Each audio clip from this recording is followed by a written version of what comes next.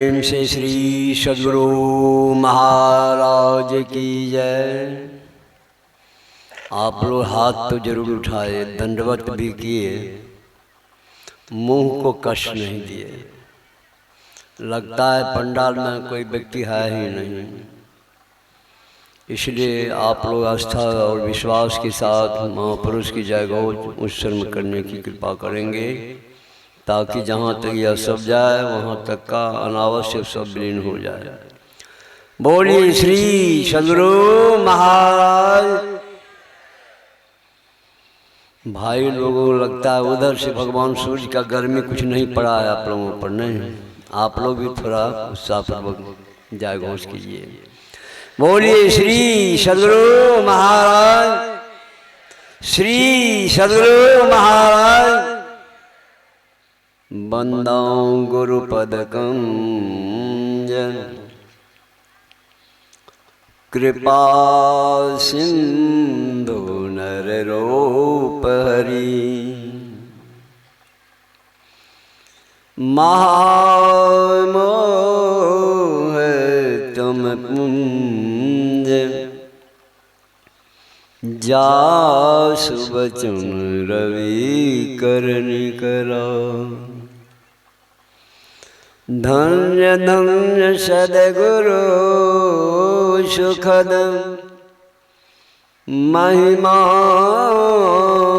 कही न जाय, जो कछु कहूँ तुम्हारी कृपा, मोते कछु न बसाय।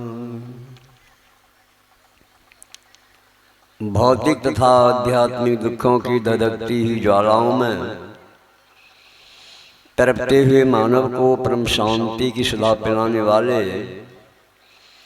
अस्थूला आकाश की उड़ानों में परमत मानव, अध्यात्म ज्ञान गरिमा की प्रतीक, युग संस्थापक, युग संचालक, युग पुरुष, युग निर्माता, युग निर्देशक, युग आधार की श्री पावन चरणों में कोटि कोटि नमन। अपने निवास में विराजमान परम पूज्य महर्षि योगानंद प्रमोहन जी महाराज के पाद पद्मों में कोटि कोटि नमन। इस मंच पर उपस्थित श्रद्धेय महात्मागण, उपस्थित धर्मानुरागी सज्जनवृंद एवं धर्मानुरागिनी माताएं तथा भक्ति स्वरूपा बहनें, आप सबों के हृदयांश एक ही परमात्मा को भी मेरा बार बार नमन और प्रणाम है। आज का यह प्रतिपाद विषय के संबंध में हम लोग सुन चुके हैं, योग। योग को श्रीमद् भागवत गीता में भगवान श्री कृष्ण स्पष्ट रूप से हम भक्तों के लिए अपना निर्देश बताया है। योगः कर्मसु कौशलम, योग कुशलता पूर्वक करना चाहिए। और योग को जब तक हम कुशलता पूर्वक नहीं करेंगे तब तक क्या होगा, कामनाओं का, चित्तवृत्ति का निरोध नहीं होगा। इसलिए दूसरे स्थल पर यह भी दर्शाया है कि योग है चित्तवृत्ति को निरोधा, मतलब जो योग के द्वारा अपने चित्तवृत्ति को निरोध करते हैं वही योग में निपुण हो सकते हैं। तो हम लोग इस तरह से अपने आप में यह कुशलता को कैसे अपनाया जाए, तो हमारे पातंजल के ऋषि ने इसे 8 भागों में विभक्त किया है। यम, नियम, आसन, प्राणायाम, प्रत्याहार, धारणा, ध्यान और समाधि। सबों का व्याख्या संभव नहीं है, किंतु मैं समास रूप में दर्शाता हूँ कि वास्तविक रूप में इस योग का जो हम लोग 8 यम को भी सुना है, यम नियम, निष्ठा पूर्वक जब तक हम यम नियम का पालन नहीं करेंगे, उसमें सत्य, अहिंसा, अस्तेय, अपरिग्रह, ब्रह्मचर्य, शौच, संतोष, तप, स्वाध्याय, ईश्वर प्राणिदान आदि यह क्रिया है। इसी क्रिया के मुताबिक हम लोगों को आगे बढ़ना है। इसके बाद बताया है आसन। जहाँ कहीं भी हम लोग बैठे हैं, अभी पंडाल में बैठे हैं हम लोग, सब कोई अपने आप को सोच रहे हैं, देख रहे हैं कि कैसे बैठे हैं। बैठना भी बहुत हम लोगों के लिए परमा आवश्यक है। हमारे आराध्य कहते हैं आसन दृढ़ आहार दृढ़ भजन नेम दृढ़ तब होए। पहला आसन यदि हम लोगों का ठीक ठाक बैठना नहीं है तो समझ लीजिए हमारा योग कुछ नहीं हो रहा है। और खासकर विद्यालय में जब विद्यार्थी पढ़ने के लिए जाते हैं तो शिक्षक के द्वारा जो उनके पर कुछ न कुछ अपने आप से उनका प्रभाव रहता है, तो प्रभाव के अंतर्गत उनके अनुसार वह अपने आप को क्लास में बैठते हैं, उठते हैं, चलते हैं और उनके आदेश से कहीं बाहर भी निकलते हैं।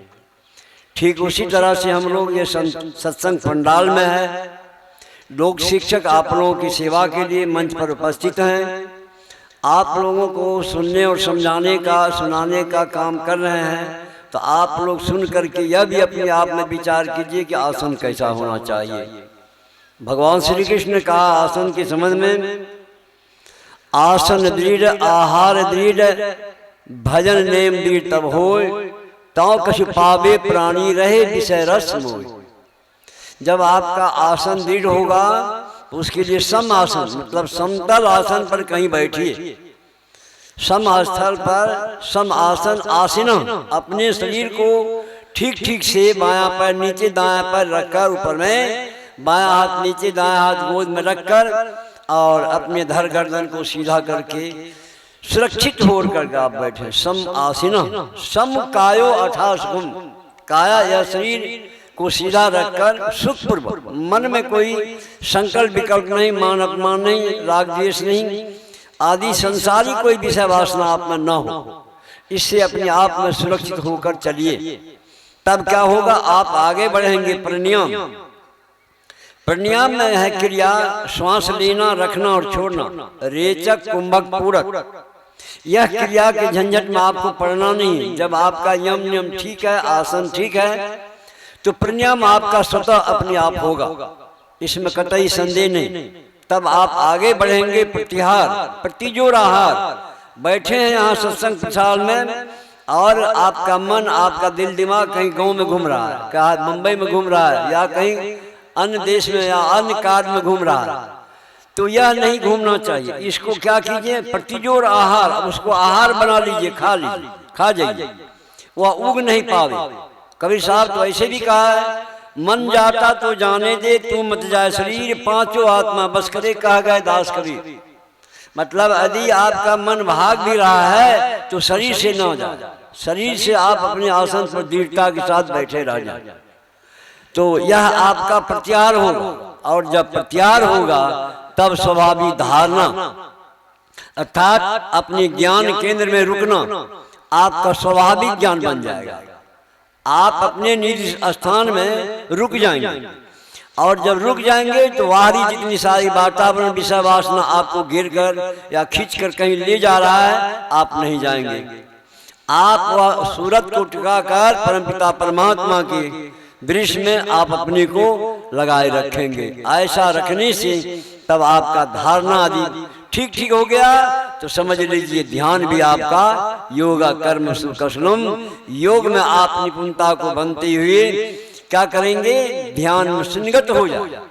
हमारे श्रीमद्दास शंकराचार्य ने लिखा है, न ध्यानम ध्यान मित्याहो ध्यानी शून्यं गतं मना तस्य ध्यान प्रसादन सौख्यं मोक्षं न संशय। कहा फिर मोक्ष पाने में कोई संशय नहीं रहेगा, आपका मन ध्यान में सुनिगत हो जाएगा। तो इस तरह से शून्यगत होने पर संसार छूट जाएगा, सारे ओर से आप सिमट कर अपने आप उद्गम स्थान में रिक्त हो जाएंगे। तब कहाँ जाएंगे, समाधि में। समाधि में शब्द ही रहता है। लिखा है, नास्ति नादात परो मंत्रो न देवा स्वात्मन पड़ा नानो संदेह पड़ा पूजा न ही तृप्ति परम सुखम। कहा नाद से बढ़कर कोई मंत्र नहीं है, आत्मा से बढ़कर कोई देवता नहीं है, इसका खोज और अन्वेषण अर्थात उनका पूजा, इससे बढ़कर कुछ नहीं है। और फिर कहा तृप्ति से बढ़कर दूसरा कोई सुख नहीं है। आप जिस परमात्मा की खोज में हैं, जिसके लिए आप योगिक क्रिया के द्वारा प्रशस्त होना चाहते हैं तो स्वाभाविक है कि आप अपने आप में चलते चलते जिस दिन आपको परमपिता परमात्मा का ज्ञान हो जाएगा, अर्थात परमपिता परमात्मा के शब्द को पकड़ लेंगे, तो आपको अपने आप में आपका सारा ज्ञान सुनिश्चित हो जाएगा। हम प्रभु प्रभु ये कहीं होई, द्वंद्व उदित रहे नहीं कोई, मैं ही ऐसी आरती कीजिए, बम में जन्म बहुल नहीं लीजिए, फिर लौटकर संसार में आप नहीं आएंगे। उस शब्दातीत पद में जाकर अपने आप परमपिता परमात्मा को प्राप्त कर आप आनंद के भागी हो जाएंगे। बस यही दो शब्दों से आप लोगों का सेवा किया। इन्हीं शब्दों के साथ मैं वाणी पर विराम देता हूँ। बोलिए प्रेम से श्री सद्गुरु महाराज।